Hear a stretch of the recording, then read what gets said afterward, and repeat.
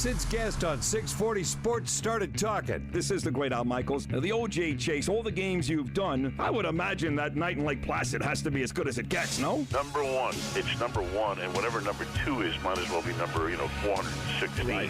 Nothing will ever top that. I've done the number one NFL primetime game for 29 years, but I think a lot of people know me from a hockey game, from an earthquake, and from a white Bronco chase. Sid Rosenberg. Mornings only on 640 Sports. First of all, if I look a little sexier on this video, if I look thinner, if I look a little tanner, if you think I sound more intelligent, more versed on any subject in the world, it's because I got in the mail my Sid Rosenberg citizen shirt.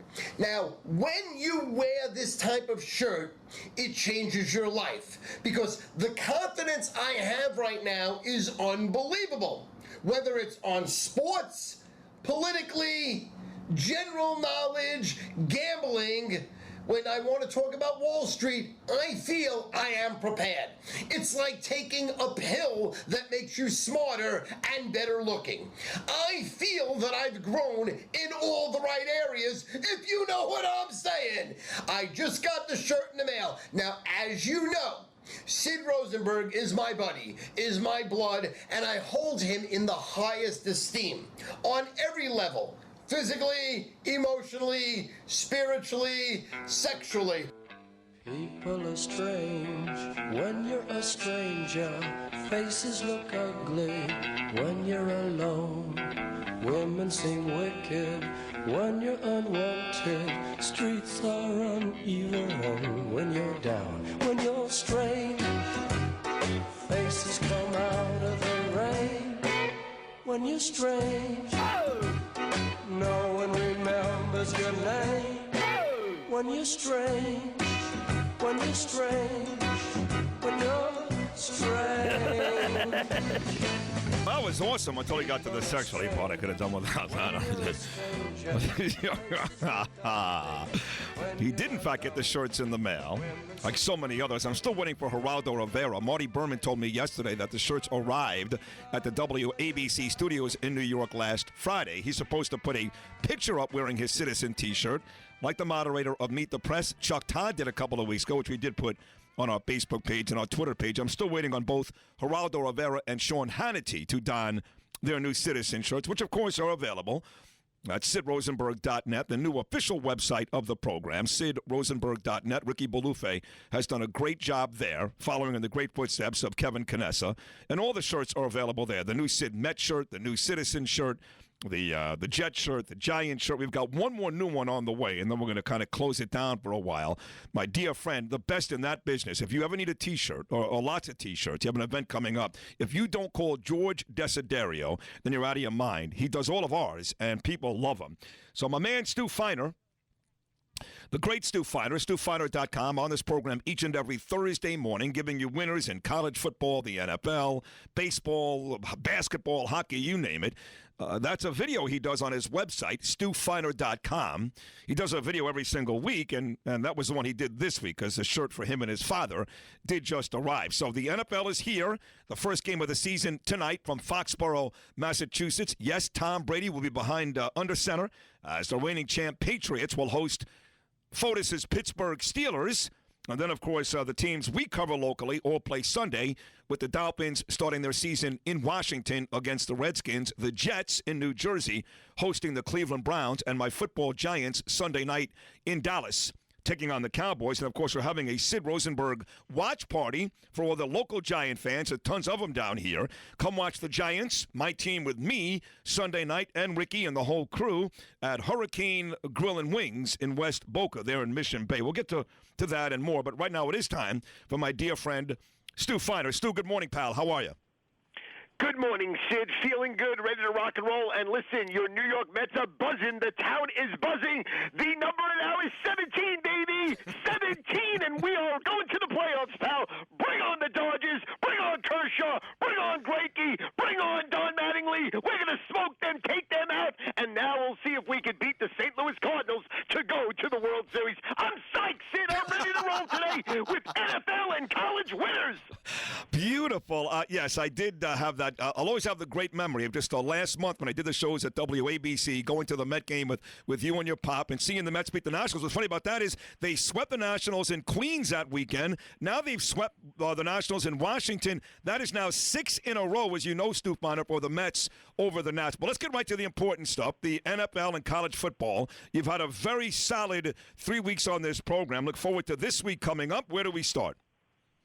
Okay, let's just go directly to college football and overview, then we'll go directly to the NFL.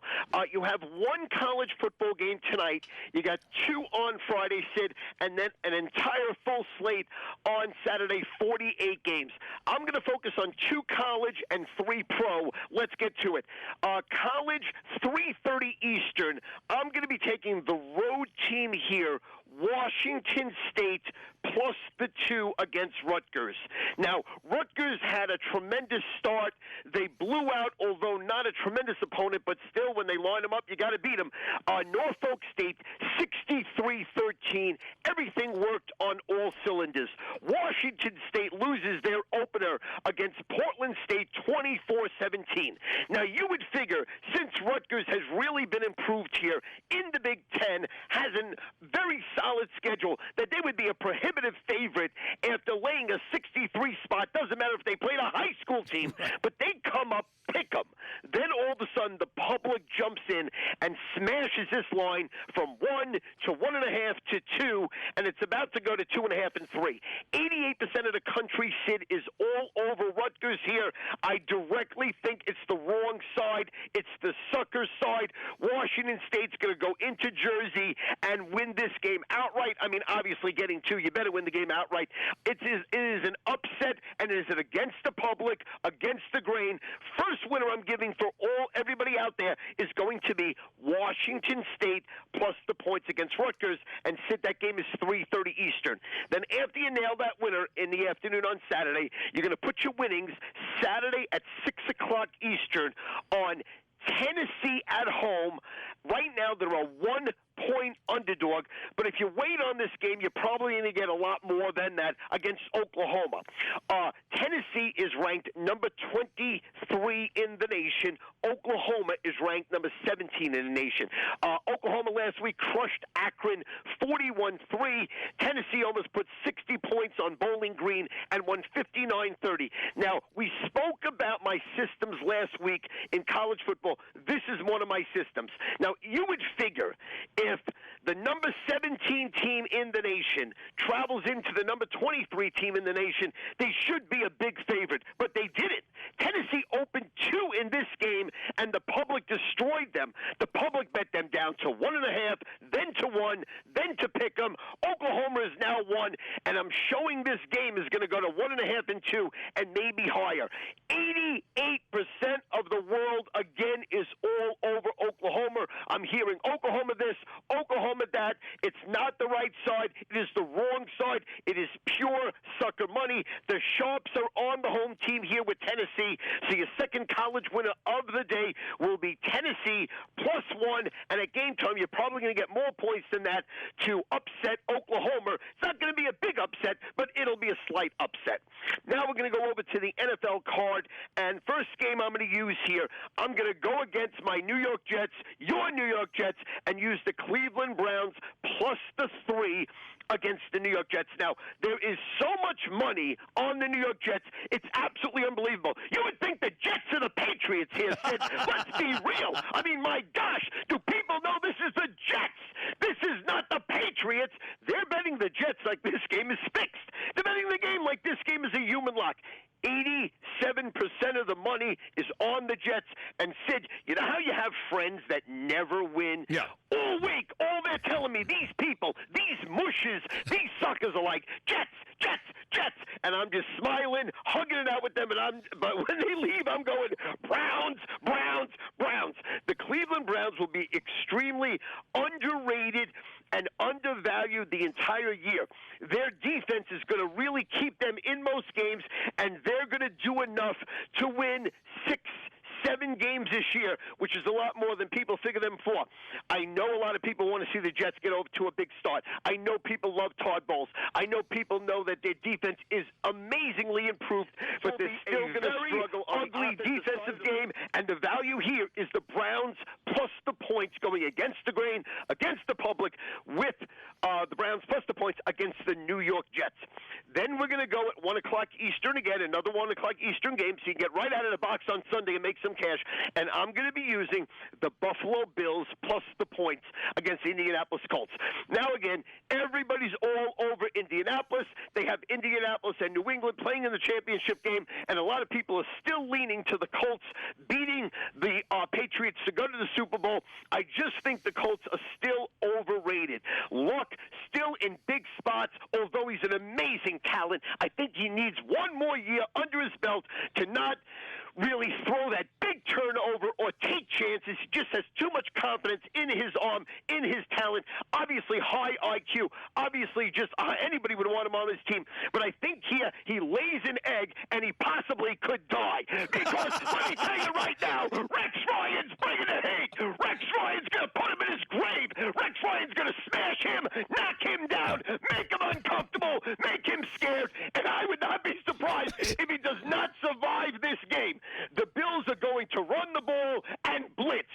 Run the ball and put pressure on the quarterback. Run the ball, make it ugly, make it nasty, and it is going to be a really, really tough day for the Indianapolis Colts. 74% of the country's all over Indianapolis. Only 26 want to buy Buffalo, but I'm buying them. I'm springing the upstate here for a big way. The Bills win big, going away, and I'm not going to really go on the limb here. I'm calling for it. It might be Andrew Luck's last game of 2015. Bye-bye, Colts backers. Bye-bye, baby. Now let's get over to the St. Louis Rams plus the point. Hold on. Hold on for 1 second now. First of all, I thought Sam Kinison was dead. He obviously is not. He jumps into your body every couple of moments during these wonderful Thursday. But you're going with 5 games in today, so you're giving us an extra game. That's very nice of you.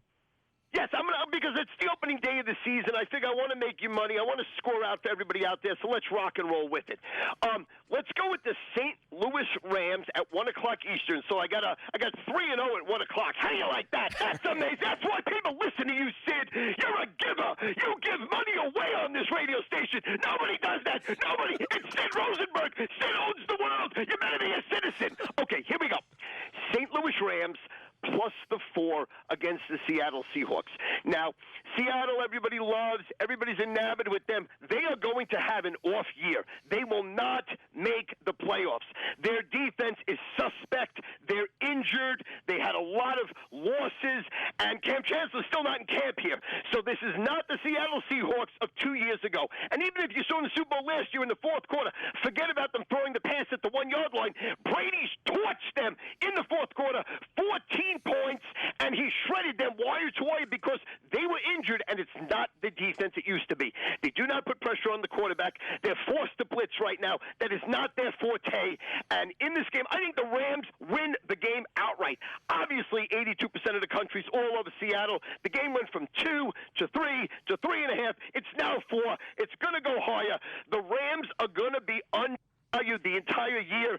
The Rams defense is as good, if not better, than Seattle.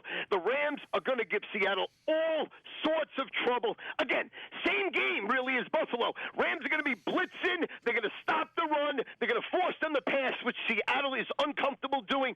The Rams are just going to grind it out, and look for the upset here.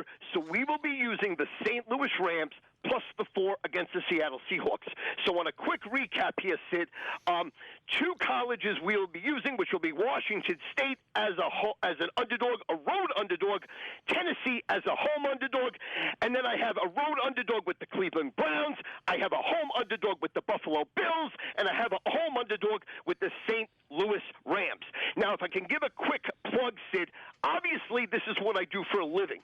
Obviously, obviously I get real information, private information. It's why I have won for 35 years. It's why people that bet $5,000, $10,000, $20,000, $50,000, $100,000 a game go to Vegas and bet my games for 35 years and score out. Now listen, the way to get a hold of me is you go to my website, and on the website I sell daily, weekly, monthly, and seasonal packages. I also have my 800 number on it, but I also have my private number. You can call me directly. You can say you heard me on the Sid Rosenberg show, and I will take care of you. I will make you money for free first, and you pay me on the back end. How easy is that? How simple is that? How fair is that? And you go to StuFeiner.com, StuFeiner.com, StuFeiner.com. And right now, Sid, the video is up that I did wearing your shirt, and I look so That's a great job.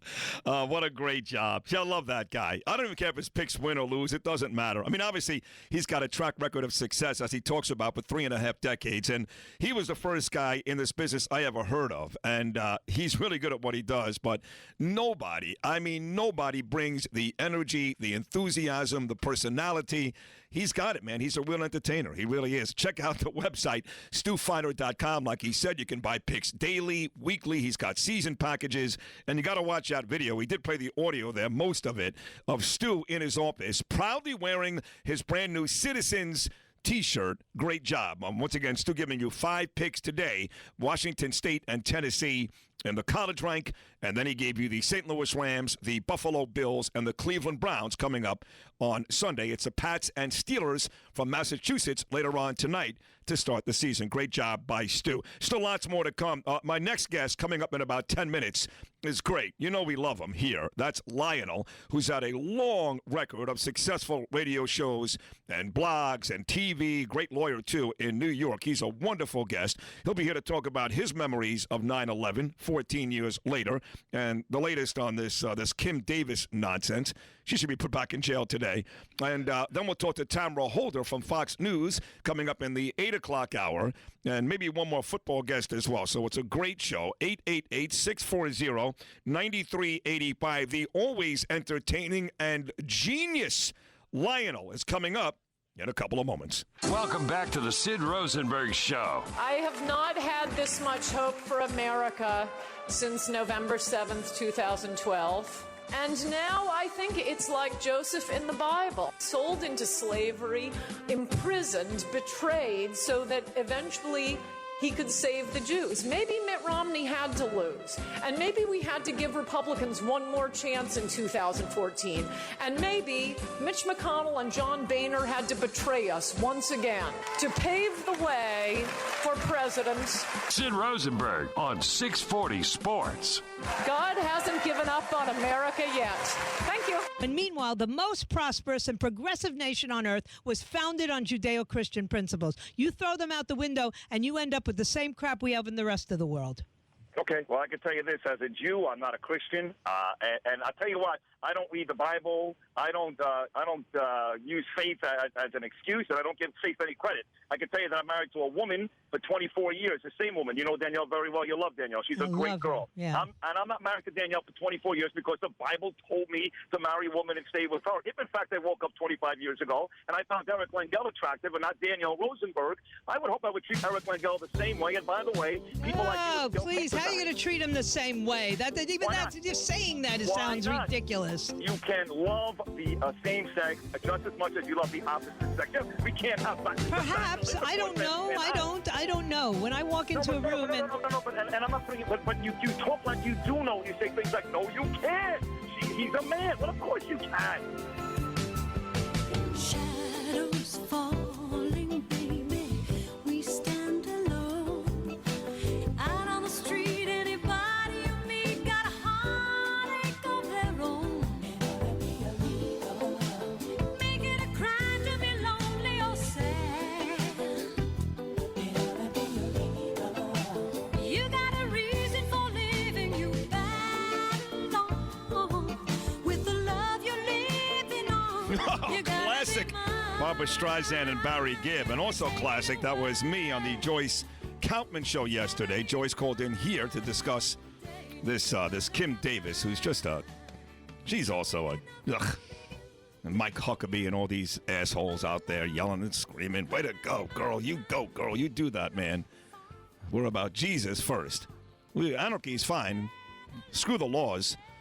So, of course, I agree with Joyce on about 99.99% of every issue, every one. But when it comes to this, and then right there I exposed her again. I mean, I know she claimed victory, but this was a knockout. I mean, I beat her like Tyson beat Michael Spinks.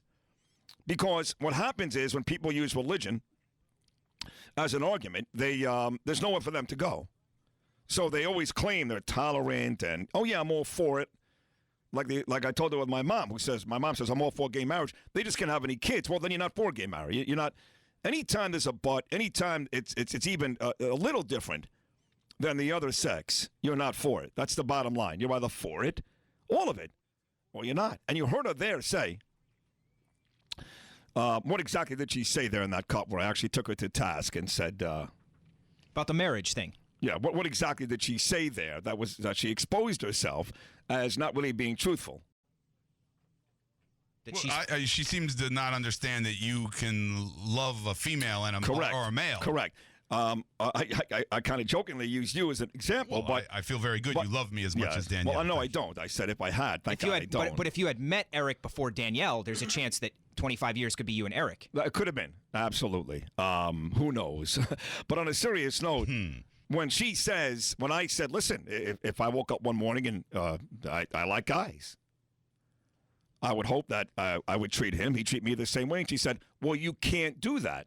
And that's where she was exposed because then she goes, well, I don't know. Well, which one is it, Joyce? Do you not know or you can't do that? I said, Joyce, outside the fact that it would be physically impossible for Eric and I to enjoy vaginal intercourse, there's no reason a man can't feel the same way about a man as I do about Danielle or a woman for that matter. And you heard her. You go, well, it's not. Why isn't it possible? So people like her, religious people, she says I'm not religious, I'm spiritual. That's not true either because she evokes the name of Jesus Christ all the time. See, I'm spiritual. For me, the beach is God some days. My daughter Ava and my son Gabriel, they're God some days. I don't talk about Hashem or Allah or Buddha or Jesus. She mentions Jesus all the time. That's religious. That's not spiritual. But you can't have it both ways, is my point. So I thought I knocked her out. No, it's a good argument. I won't. You got him. You got it there. You're an idiot, too. Me? God. What are you talking about? You were defending Kim Davis yesterday, too. It's the dumbest thing I've ever heard. Well, before the rules. Well, who cares what the rules were before? I said I agree with what Trump said yesterday. She's in the wrong profession now. Right now, she's in the wrong profession. But you keep making that stupid point. When rules change, you have to follow the rules. You don't seem to understand that 2 days ago, because the rules were different, doesn't mean that it's okay for her to act the same way. Once the rules change, you must comply and change with the rules. So she is not allowed to believe in what her beliefs is what you're saying? We're not going to do this again. She's allowed, but then she should either resign or get fired. Resign. Or be put in jail. Resign. Or be put in jail. If she breaks the law. If she's held contempt in court, you go to jail. So I never said she couldn't believe what she wanted to believe, but she either has to resign, get fired, and she deserved to be put in jail. That's the bottom line. No one's saying she can't practice or believe it. God bless you. So she should resign. Yes, we've been over that 1,000 times, Steve. I'm but you won't making the argument she shouldn't have gone to jail. Of course she should. She was held contempt in court. You go to jail. That's it. That is it. Not. That is it. She should have been out on bond. In my opinion, but you heard Jeffrey Toobin say that she could have been out the very next day. She wanted to stay in jail because she knew full well that Mike Huckabee was going to show up. ABC News would talk about it. Stop defending that. You're wrong. She could have been out the next day. She chose to stay in jail to make a political statement, to be celebrated today as a martyr by people like Joyce and Mike Huckabee, when in fact all she is a common criminal. That's it. That's all she is. Anyway, Lionel, we'll talk about this, and I have no idea how Lionel feels, so I can't wait to hear this. Plus memories of 9/11 with the great Lionel, too. We'll take a short break. We're back right after this. More Sid Rosenberg on 640 Sports. Just into our newsroom, a plane has crashed into the World Trade Center. A major terror attack in the United States and here in New York in the World Trade Towers. The World Trade Center has just collapsed. It's just a chaotic scene down here like nothing I've ever seen before. September 11, 2001 was the worst day in the history of the city. Everyone in the city should remain calm. The very best thing to do right now would be to remain home. I could see from the very beginning, with the number of casualties and the tremendous damage that was done, and even the thought that we'd probably be attacked again during that period of time, that this is going to be really, really difficult. Errant plane crashing into the Pentagon, causing a huge fireball. A large plane has crashed in western Pennsylvania. The final death toll from this terrible tragedy will not likely be known for weeks. The world is a very different place from the way we left it about 2.5 hours ago. I'd ask the people of New York City to do everything that they can to cooperate, not to be frightened, to go about their lives as normal. Everything is safe right now in the city, and the people who are doing the relief effort need all the help they can get. In the anxious days following September 11th, the nation united behind the strength and heroism of New York's firefighters, police officers, and relief workers. We'll be here. We'll be here as long as you guys are here. Ordinary citizens thrust into extraordinary circumstances. We need more volunteers here immediately. Shea Stadium served as a staging area for rescue supplies. And the New York Mets baseball team, overlooking its exalted status, banded together with other volunteers. We got a box of T-shirts here. People came in from Wall Street who had walked home, and 2 days later, I need to do something. I have to help. What can I do? I had that same feeling that so many other Americans had of I needed to do something. The Yankees, too, pitched in. Following the team's first post-9/11 gathering, manager Joe Torre led a group of players on a goodwill trip downtown. We went to the Armory, which was the most emotional, and we didn't really know if we should be there. This is where families were all gathered to wait on word if their loved ones were alive.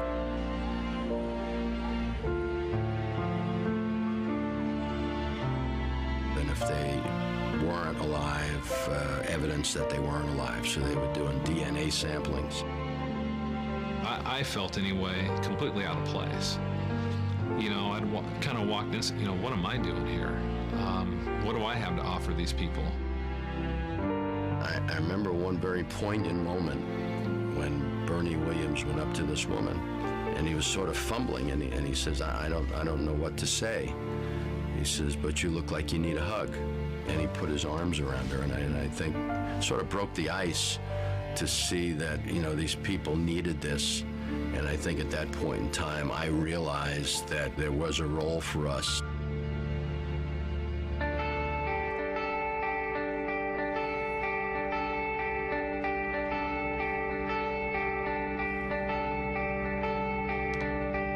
Out the front door like a ghost. Part of that great piece done by my very good friend Ross Greenberg, 9 innings from ground zero on 9/11. Of course, tomorrow is 9/11, 14 years to the most tragic day in the history of this country.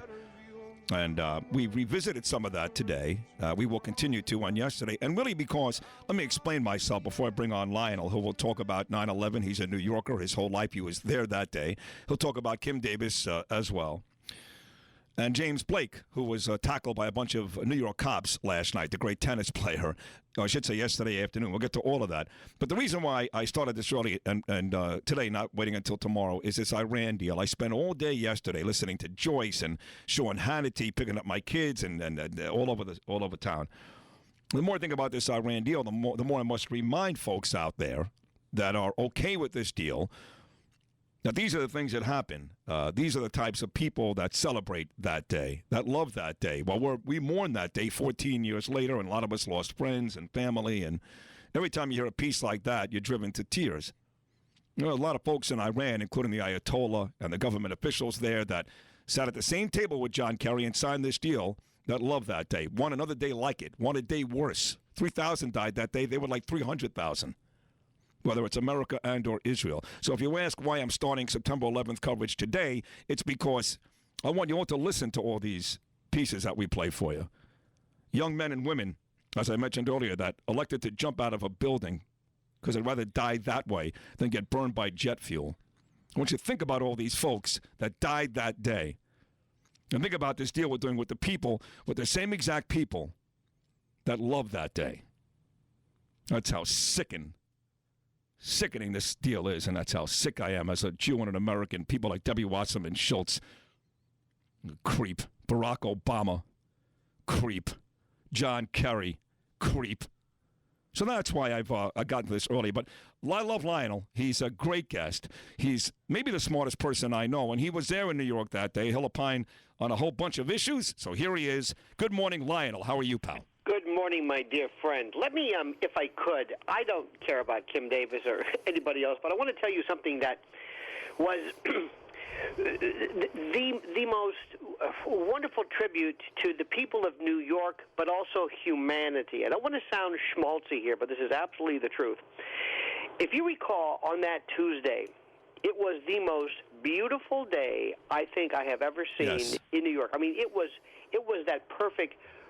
There was not a cloud, a chemtrail, nothing in the sky. It was beautiful, blue, perfect. Great weather, just terrific. I happened to tune on, watch TV. I was talking to my late father at the time, and I'm watching, excuse me, and I saw this thing on NBC. It was the morning show, and they said there was a fire at the World Trade Center. They didn't even know what it was. They just said there's a fire. And it's like, okay, no big deal. Nobody's reacting. I believe it was, and don't quote me, but I think it was Janice Huff, or one of the news or the sports people, called up. Wasn't on duty then, but said, rack that up, play that tape back, watch this. There's a plane. Nobody saw it. Nobody caught it at first. Oh, okay. Must have been a mistake. I'm not thinking anything. Terrorism, nothing.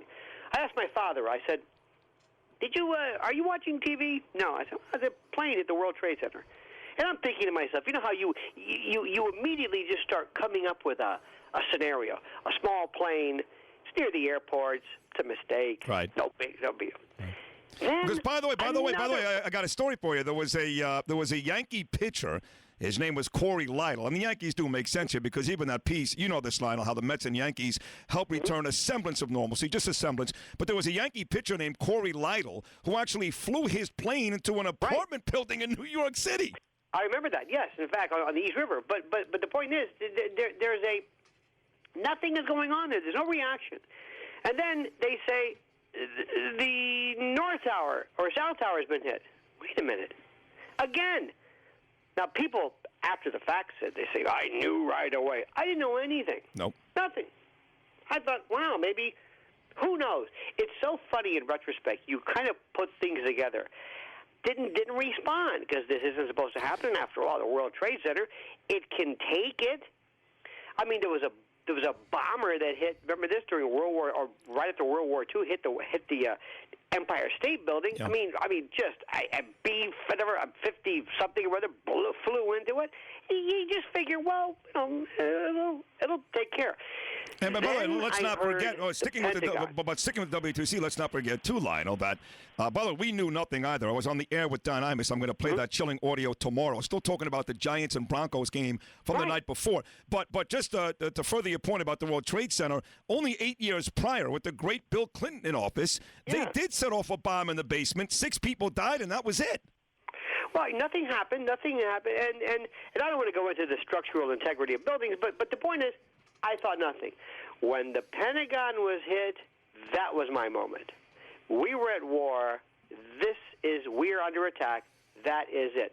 So what I did was, I grabbed the camera, and I live in Hell's Kitchen area, and I went right down to Times Square, because something, I thought, if there's going to be any activity, just to see what, not out of ghoulishness, Sid, but just, I want to see, because, the zipper, and that's where every every moment of history was always there. The end of World War II, the VJ Day, VE Day. You know, there's a Lindy made it. It's all there.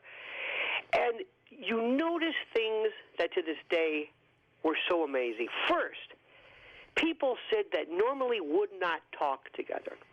Young African-American hipsters, kids who were of a particular demographic, talking to elderly, hard-hat construction workers. Everybody just kind of talked. And the word, and not to be coarse, but the WTF, what the, everybody, it was almost in unison what was happening. And the word is surreal. Now, later on, a couple of things. I want people to understand this.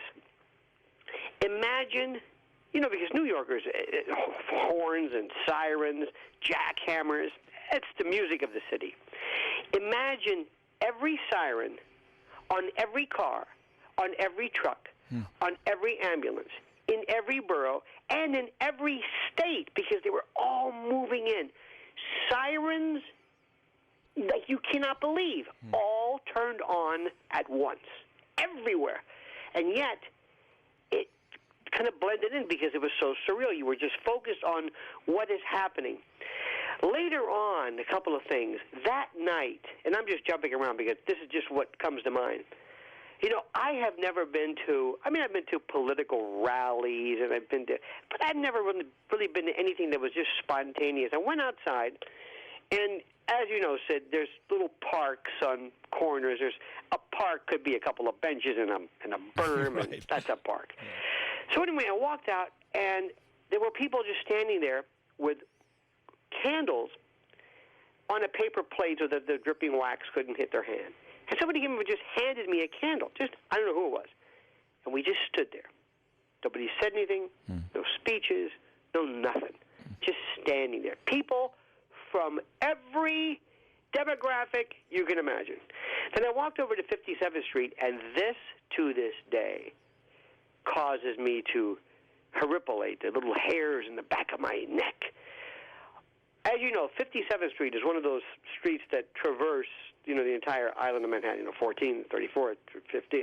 But 57th Street, everyone from the east to the west was standing in front of shops, radio shacks, pubs, stores, you name it, banks, holding candles up and down 57th Street. Just spontaneous. No, be there, no flyers, no tweeting, no nothing. This was really before internet and all that. This was just, it just happened then. You know what that reminds me of, Lionel, quickly? The next morning, not to fast forward, because you'll go back to your memories, but I was living in Chelsea at the time with my wife, not far from the World Trade Center. And the next morning, I remember I was on 21st Street and 8th Avenue. I walked down to the West Side Highway because I used to work out at Chelsea Piers. And once again, there was no warning of this. There was no tweeting. There was nobody yelling and screaming. I got to the West Side Highway. You want to talk about the Canyon of Heroes, where 2 million people may celebrate a Met World Series win or a Yankee World Series. The West Side Highway was lined, Lionel, with people for blocks upon blocks holding signs and whistling and cheering and yelling every single time a cop, a fireman, a worker, a volunteer. Absolutely. On the way down to the wreckage, they were going nuts, Lionel. You know, that night also, though, there was the local, you know, I always make fun of local news and Ted Baxter, and it's well-deserved. But the local media then were just fantastic. It was the strangest thing, and it's funny, Sid, how things stick in your mind. I forget who the announcer was or who the anchor was, but they said, now, listen, the following is, if you need this, because everybody was running downtown to do something. They said, please, stop, back off, stay away. Here's what we need: bottled water, batteries for phones. Now, remember, if you've got an Apple phone, you can't do that. But actual batteries, water. They even asked for cash. Cash was still good. People were just saying, here, take it. But this is a thing that I'll never forget. Booties, baby booties, booties for the cadaver dogs and the rescue dogs who had to walk over the shards of metal and glass. I thought, wow. And then, after the next couple of days or the days afterwards, the thing that amazed me, and everybody remembers this, it was so quiet. Yeah. No honking. Politeness. Nobody got on anybody's nerves. There was the subways normally that rush hour packed, quiet, respectful, and then the smell from uptown, from way down to the area up. You started, and it was so funny because I thought, not funny, but I thought, oh, there's the elevator, the motor's burned out, or that acrid electrical smell when a motor burns. I thought it was something it was local. It was from there. It was from there. I mean, I lived on 21st and 8th in my apartment, and I woke up every single morning, Lionel. I would walk to the train. By the time I got to the train, my eyes were bloodshot and tearing from the smell and the smoke. This is days later, a week later. There was also, there was things that were so amazing about this also. This was, if you had to say, the saddest part. Remember, Sid, there are people who just disappeared that day. They vanished. You talk about 3,000, 4,000. There are people who just never came home. Don't know what happened. There were no bodies that were ever claimed. No. There was a policeman who told me that they had a box of clatterings, the Irish, that it just people would call up, but saying, "My husband, can you help me?" But here's the part that gets me. I remember St. Vincent's Hospital. For not being eloquent, but this is the part that got me. Everywhere you would go, various places, people would have makeshift little posters with a picture of a loved one. And it was, kind of put together hastily, and it would say, have you seen this person? His name is Sid. His nickname is so-and-so. Height, weight. As though, Sid, as though they were lost. As though maybe you've seen them. Maybe they're walking around. Maybe they're confused. Maybe they forgot how to get home. Think about that. Think about what that means. Have you seen them? They didn't even understand. No, ma'am, sir. They're dead.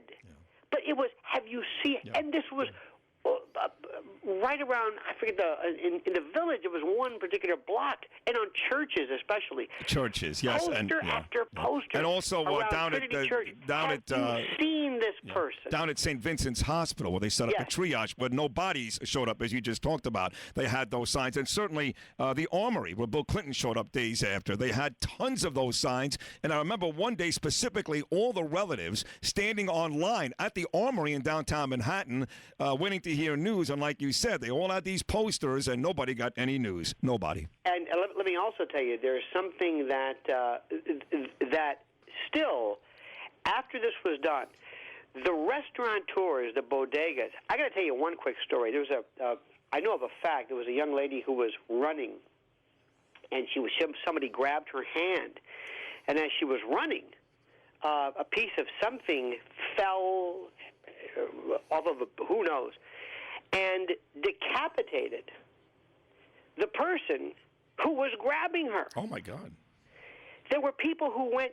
There were bodega owners and restaurateurs who would just empty their trays because cell service was down. Right around Trinity, right there on 111 Broadway and further, there were people in trees. Yeah. There were people. There were people who had jumped. People who I mean, just the carnage. There were and I can't say this enough. The surreal overdose of reality at the time. And Rudy Giuliani, and I've got to tell you this, whatever you say, because September the 10th, Rudy was not the most popular guy in the world. Right. Believe me, the firemen didn't like him, the cops didn't like him, the teachers didn't like him. Oddly enough, gay people thought he was terrific, but nobody else. And he showed there was one scene where he had promised, or he had made a promise to walk down the aisle on wedding days or on ceremonies for people of either he knew or whose family were firemen, and he would have his tuxedo in his command vehicle, and he made every funeral. Now, today, we have a mayor, and I don't want to be political, who doesn't get into the office until noon, 1 o'clock, who's out, going to a gym. Yeah. Rudy Giuliani was the nobody will ever rise to the occasion like he did then. And I'll tell you the sickest part to this day. I will not go or step foot on anywhere on the Freedom Tower or that area when you see people walk up to you when you're downtown, and it's not their fault, but say, excuse me, can you tell me where 9/11 Memorial is? Like, what is this? Century 21? This is Gettysburg. When you see gift shops where you can buy commemorative mugs. Selfies. How about and selfies? pies. How about people taking selfies? Standing outside the fountains where they've got all 3,000 names, taking selfies, Lionel, and smiling like they're at a ball game. People died there. I know. Nobody gets it. But anyway, there was this one thing, and go and look this up. I am not in the least spiritual, mystical, nothing. But you remember about, I think it was the year afterwards, maybe it was a year, they had the first commemoration where they were reading the names of all of these people. And right before this happened, there was this wind, this weird vortex, this twister in the middle of, there it was. I mean, this was live. I'm not making this up. Because people who believe in the notion of the ghost and the spirit, it's wherever someone died tragically, where they left too soon. You don't see this at an old folks' home. I don't want to, but all of these people, think about this, the souls, the spirits, if you're inclined to believe that. But it was the eeriest thing ever. And the best part about this was that you also saw this sense of kind of rage. And nobody knew where that rage went. And remember, there was a cab driver who had a big sign. He had a turban, and he had more American flags in his cab. And he had a sign that says, "I am Sikh." I said, listen, pal, with all due respect, nobody knows what the hell that means. I'm not, an Arab or something, because there was the hostility started, because nobody knew who these people were. Nobody knew whom to blame. If you had a turban, a hat, sounded funny, looked funny, talked funny, it started to, foreign folks were really getting very concerned. That kind of died down. Yeah, but hold on. That died down then. We have about 2 minutes to go here. But what's funny is, maybe not funny, what's sad is, 14 years later, tomorrow being 14 years later, Americans feel the same way, if not more angry and confused about folks walking around, Arabs with turbans and all that stuff. So 14 years later, we haven't come a long way. Still, though, there were so many people who were so good and so... listen, I'm sorry, but this is America. But the bottom line was that when this happened, and I forgot to mention, there was this talk years ago about after World War II, when anybody coming back with a uniform couldn't buy a drink. If you walked into a pub anywhere and you had a lanyard or you looked like you were part of a because the construction people were just as much of the quote heroes as everybody else. People who just had to you needed pipe fitters and iron workers, and you need people to get through this. So when they walked into any place looking tired or exhausted, they couldn't buy a drink. They couldn't. And every time you sat down next to somebody, everybody you met, it was, did you lose someone? Did you lose someone? Did you know someone? And it never really got me, because I was thinking, well, I'm very not lucky, but I didn't know anybody. And then a cop friend of mine said, do you remember so-and-so? I said, oh, yeah. And it was a very good friend. He goes, we lost him that day. And it was the person that I knew. And remember also, Rudy Giuliani was signing death certificates very, very quickly to expedite process. The number of people who just vanished that day, the number of life insurance policies, we'll never know. But not on a lighter note, but do you remember, Sid, the story of this fellow? I think the Daily News might have published it. There was a guy who was apparently having a dalliance or something, and he was not there. It was the day of 9/11, and he called his wife, and she said, where are you? He says, I'm at work. She said, really? how's it going? Fine. Anything going on? No. She said, turn on the TV. And he, of course, was at his Gumara's place somewhere else. Didn't know about this. And I did not. That's a good remember, story. There are people to this day who are never been claimed, never nothing. There is no, nothing. You just assume. And also, Sid, during the day, people never leave an itinerary of where you're going in New York. The World Trade Center and the areas around there, this was a hub of activity, tickets and Brooks Brothers, this and that.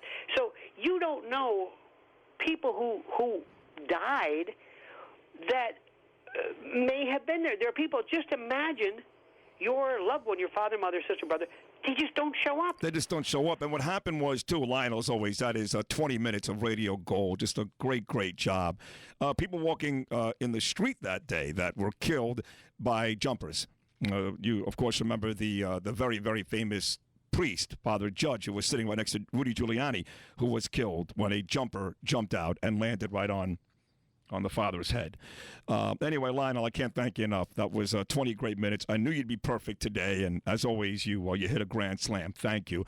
We're going to do some more of this stuff. Tamara Holder, Fox News, will join us next hour. Ben Weinthal, who we've decided here is the greatest terrorism expert in the country. He's also a great writer, Jerusalem Post. He lives in Germany, but he spends a lot of time in Jerusalem and Tel Aviv and the Bronx, believe it or not. And he was in Gramercy Park that day. He's going to join us as well. I do want to send a quick shout out. I got the gym, Busybody, Larkin's place.